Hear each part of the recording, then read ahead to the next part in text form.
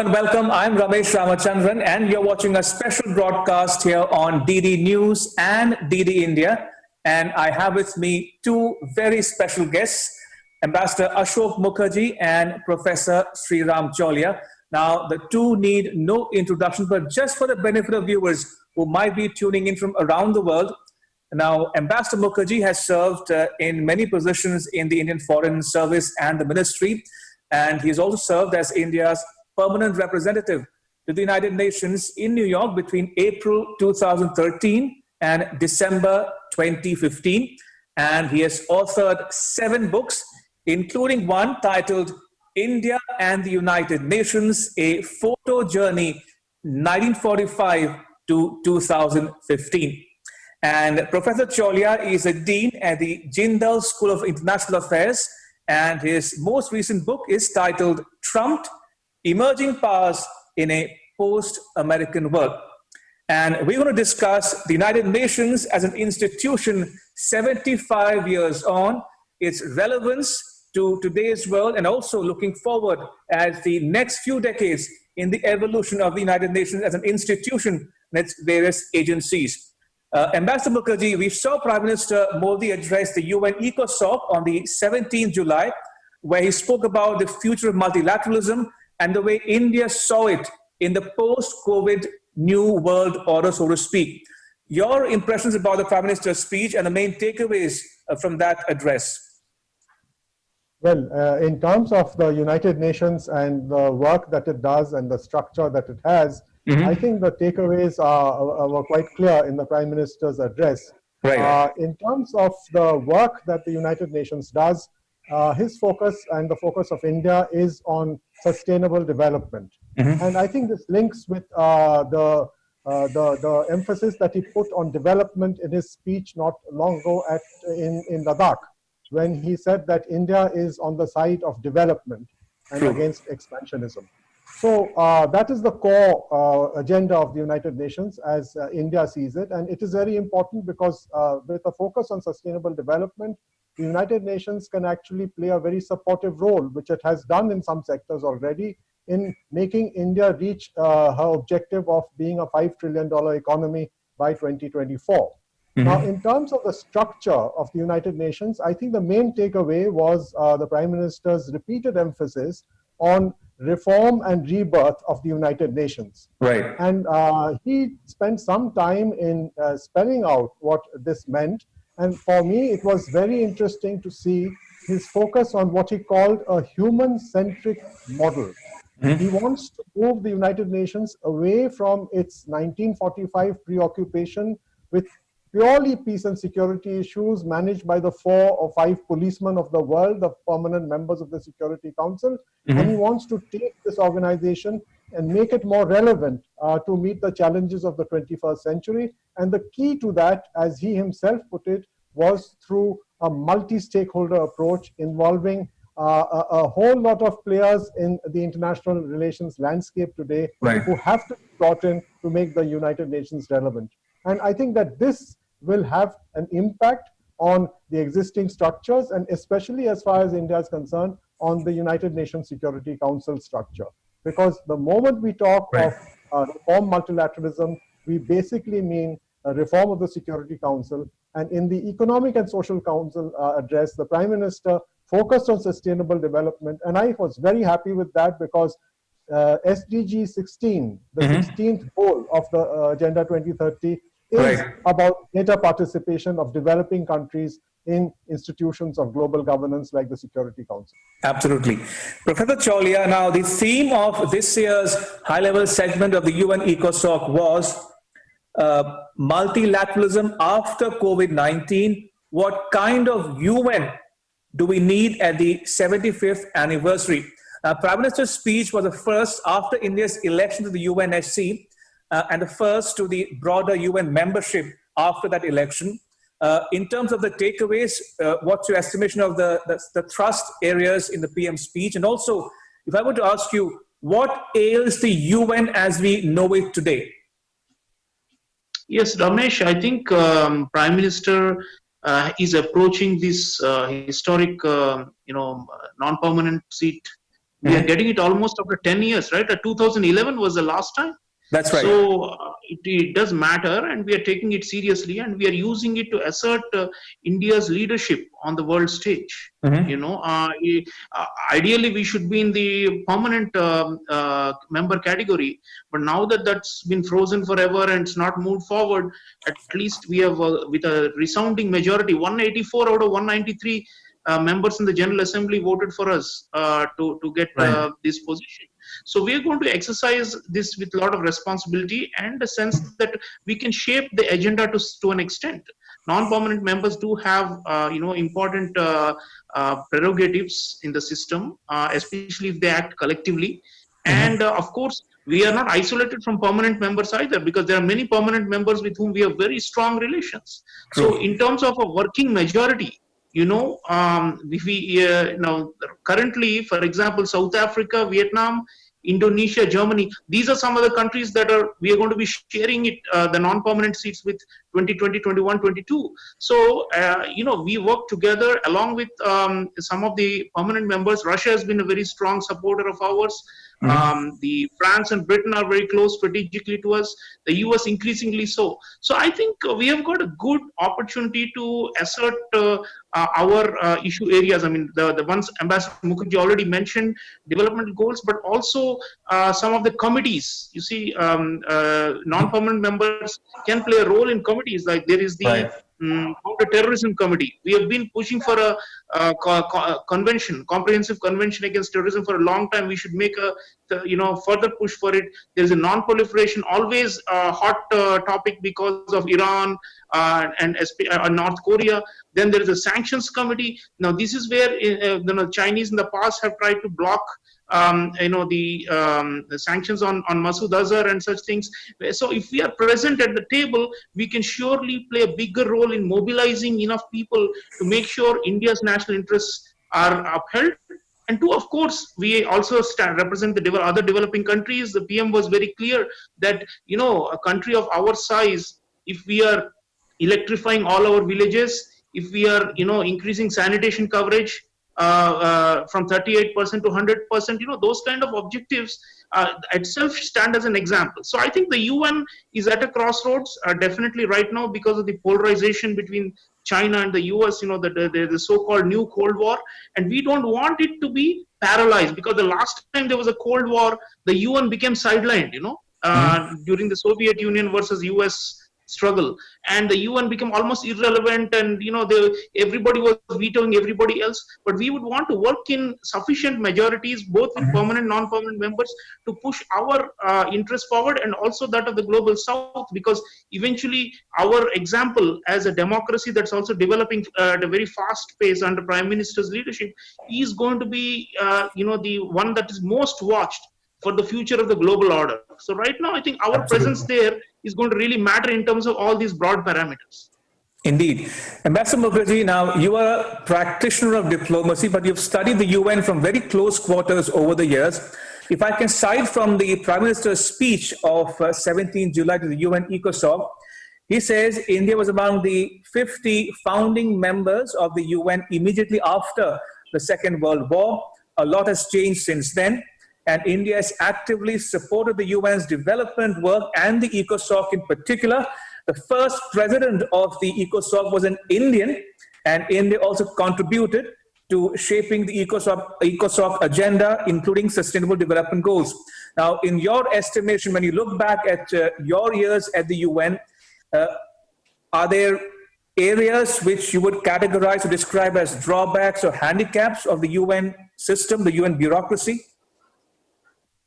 Well, yes, I think that when we look at the achievements of the United Nations, two things stand out in these past 75 years. And one is the focus on development and sustainable development. And India has played a very big role, as the Prime Minister mentioned, of converging the two objectives of development and climate environmental protection to create sustainable development.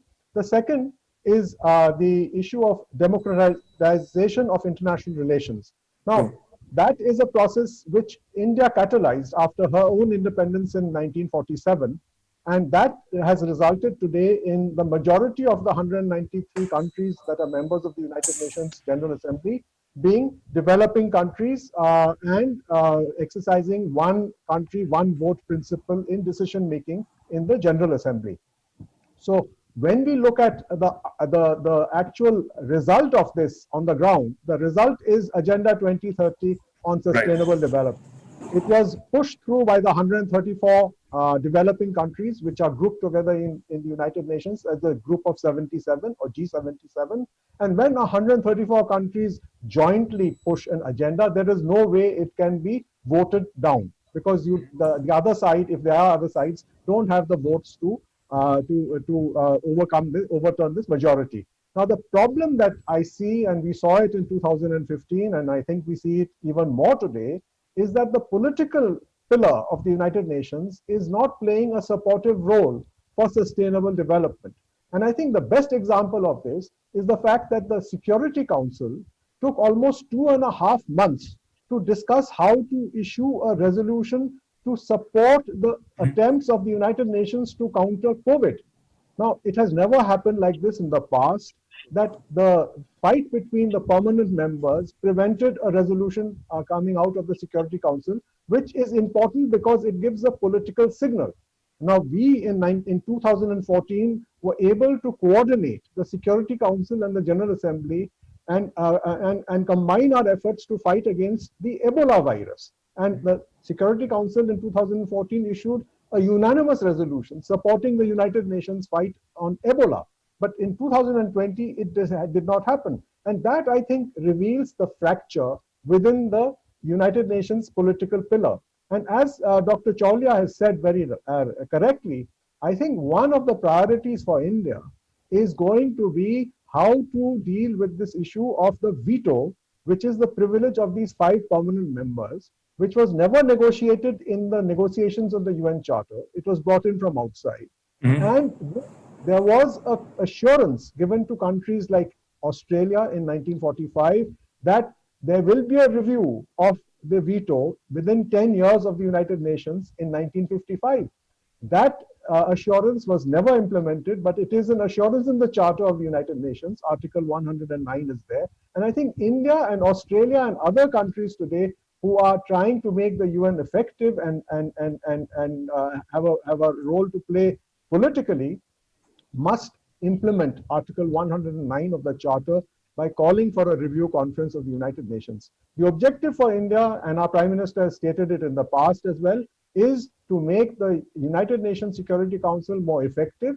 And the way to make it more effective is to remove the veto and replace it with majority voting, which is what all democracies in the world are used to, that we have one person, one vote. So one country, one vote. And that is what the United Nations Security Council must follow if it is to be relevant and effective. Otherwise, it will be a drag on the entire UN system. Indeed. Professor Chaulia, we're discussing 2 key issues. One is multilateralism, the other is COVID-19.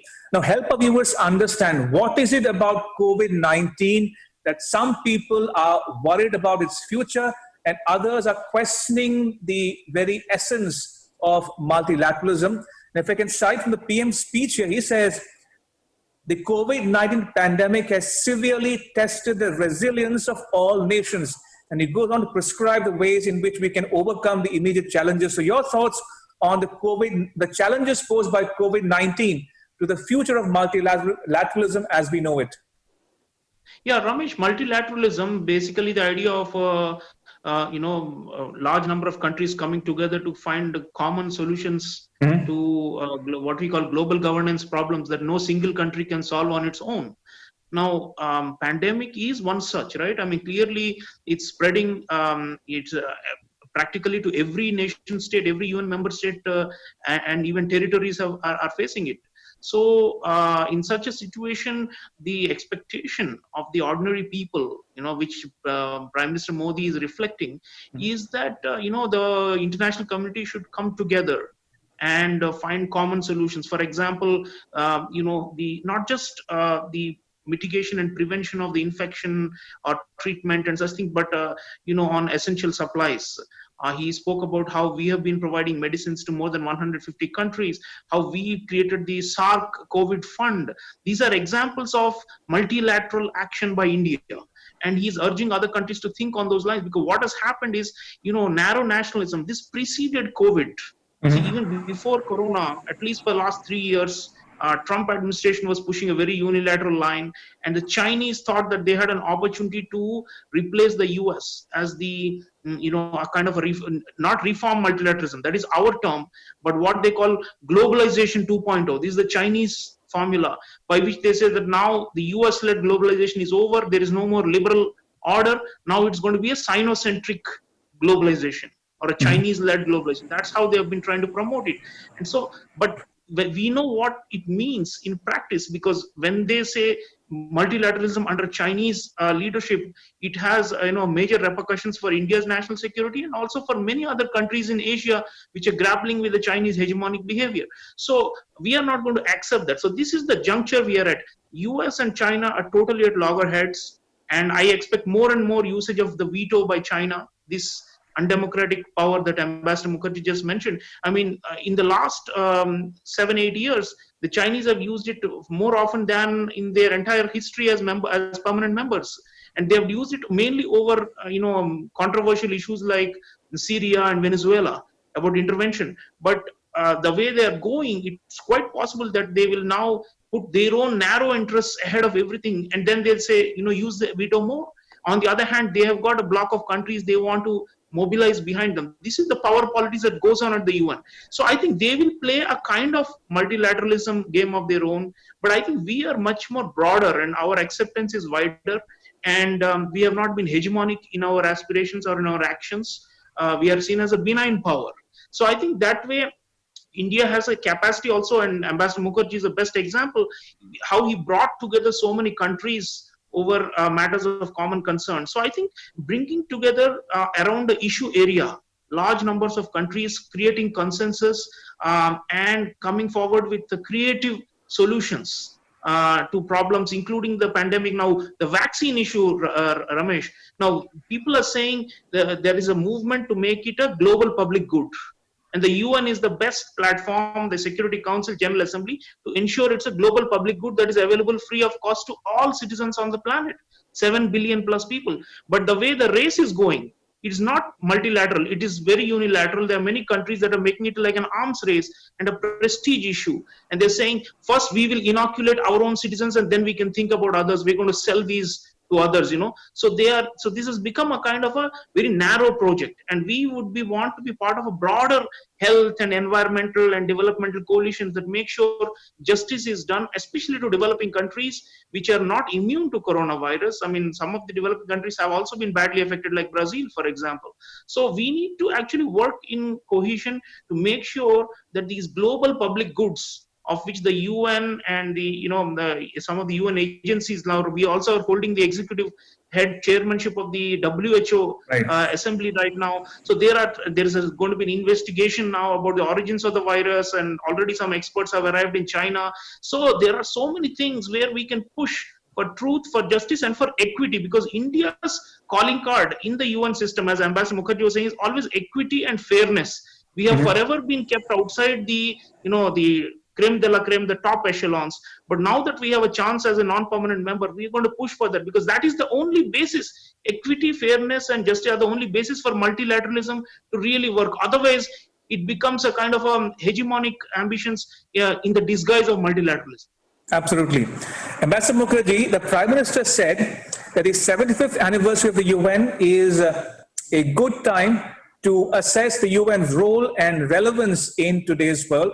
Now, two things come to my mind. One, the fact that the UNSC failed to come to a consensus and issue a statement of resolution on the COVID-19 pandemic, number one. And number two, the UN is still debating on the semantics on the definition of the word terrorism when you talk about the CCIT, the Comprehensive Convention on International Terrorism. So has the UN fared well on these twin issues? Well, I think that when you look at issues of pandemics or global challenges, which is what I would put them into, the UN has generated awareness of the challenges, but the UN has not been able to provide an effective response to these challenges. And I think that the problem here is both within the General Assembly of the United Nations as well as within the Security Council. Now, within the General Assembly of the United Nations, the biggest challenge facing the UN in implementing its response is the issue of funding and technology. And I think that if you look at it in terms of how India has shown the way forward, now when we all agree on the challenge, common challenge posed by climate change, India in 2015 took the initiative with France of proposing an international solar alliance to try and mitigate the effects of climate change by focusing on renewable energy. And I think that today we have, and our Prime Minister in his speech focused on the creation of the International Solar Alliance as a way forward. And it's this kind of innovative solutions in the General Assembly that India has been trying to push. The new one is the Coalition on Disaster Resilient Infrastructure. That's another one of an initiative that India is trying to take. And that is the way that we would like to share the fruits of a common response to common challenges. We would not be in favor of weaponizing sustainable development, as Dr. Chaulia tried to, as he rightly pointed out, that there are countries, permanent members, who are trying to weaponize issues of development. India is not going to be able to go along with such an approach. Now, in the Security Council, and you gave the example of terrorism, I think that here it's a clear-cut case of double standards being used on an issue which affects all of humanity. The terrorism has not stopped at boundaries and borders. It has now spread all over the world. And the issue of how to define terrorism and how to take it forward, I think now we are reaching the crossroads. The Security Council has shown, especially for India, in the way that it allowed China to block the listing of terrorists like Masood Azhar, and before that, the listing of the Mumbai 2008 terrorist attacks. It's shown that it prefers politics to prevail over law. And I think that it has therefore reached a dead end because politics cannot prevail over law. And on the ground, it doesn't happen. And the best example today is the attempt politically to integrate the Taliban, who are also on the list of the terrorists. So how does that work on the ground? That is obviously not viable. But what India has been talking about is this comprehensive convention on international terrorism. And I think that that falls into another basket. And that is a basket of creating a legal architecture which can be enforced by the Security Council to hold member states to their obligations under the legal conventions. Now, the Comprehensive Convention, the biggest legal obligation that it has, apart from the issue of definition of terrorism, is the principle of prosecute or extradite. Meaning that if the perpetrators of the Mumbai 2008 attacks are located in Pakistan, it is Pakistan's obligation, if that Convention of International Terrorism is adopted, to prosecute those people. And if it cannot prosecute, then it has to extradite them to a jurisdiction that can prosecute them. And this is a principle that has been upheld by the International Court of Justice. Now, we have to look at this approach in terms of the other areas of common concern to the international community today. We have seen in the case of the maritime domain, the way in which the International Convention, which is the United Nations Convention on the Law of the Sea, or UNCLOS, is being violated by one of the permanent members of the Security Council.